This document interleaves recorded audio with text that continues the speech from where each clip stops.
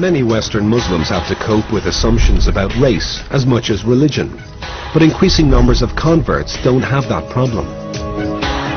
Fidelma O'Leary was born in Cork into a devout Catholic family, but followed that well-worn emigrant trail to America almost 20 years ago.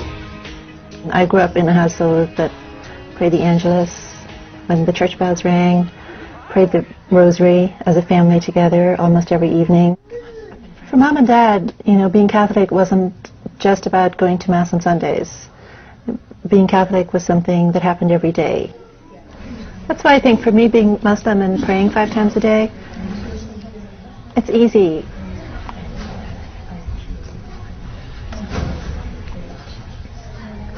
It was a process of becoming disenchanted with the church.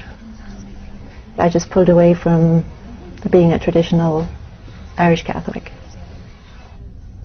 Today, Fidelma lives in the Texas state capital, Austin, and is professor of biology at St. Edward's University. You find someone poking around inside your nostril, right? They're just worried about you. Okay? A college friend of mine gave me a copy of the Quran. I was pretty darn excited to know that there was actually a religion that was what I believed.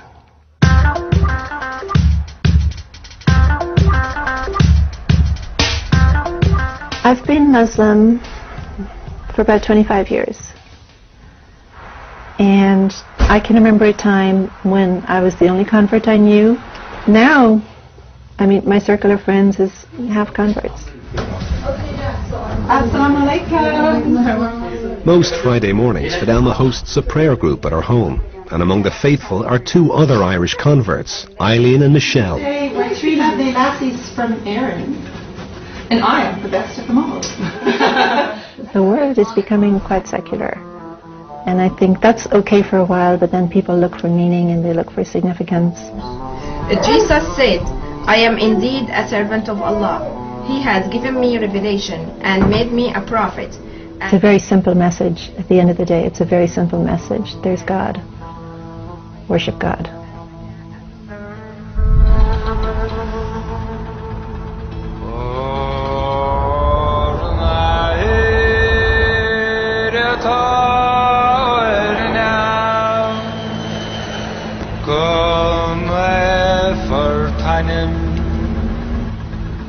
We followed Fidelma and her daughter Sarah back to Cork during the Christmas holidays.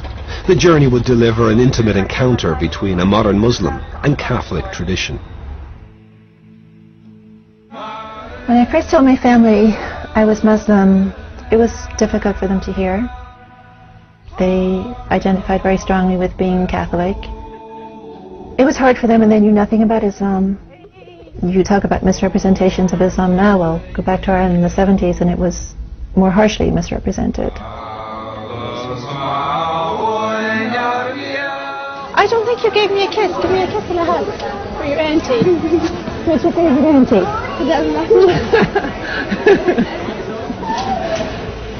How's everything? Great? Yeah. Great? Great?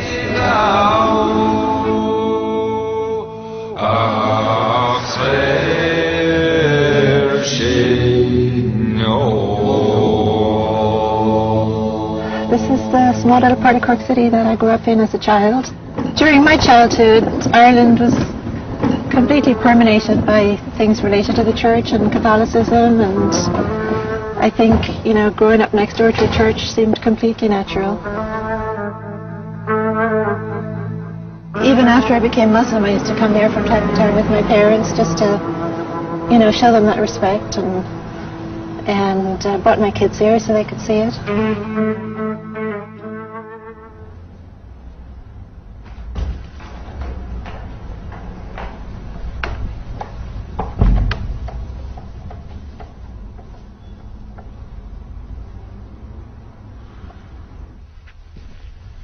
I'm kind of shocked at myself to remember that I used to go and kneel in front of these statues and pray to them.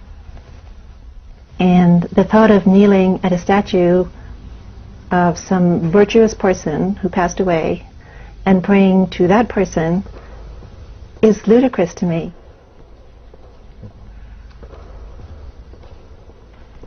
Well, one of the things I loved and still love about Islam is that the relationship with God is direct. It's me and my Creator. And I don't require clergy people. I don't have to go through clergy to have access to God. So I can learn from scholars, but my access to God, my worship is direct. I stand before God and I worship, and I ask for help and I ask for guidance, and it's a very direct connection. And that means an awful lot to me.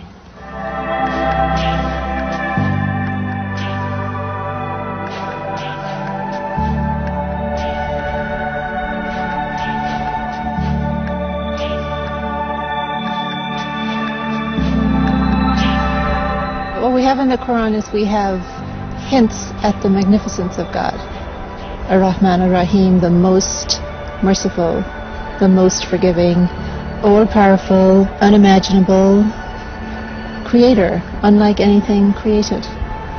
So I think it's a human tendency to always try to imagine that God is like something created that we can see or hear or taste or touch. But the creator is nothing like what was created.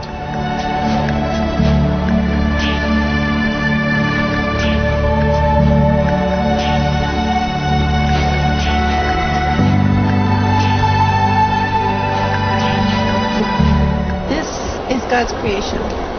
Yeah. And this makes me want to submit myself to God.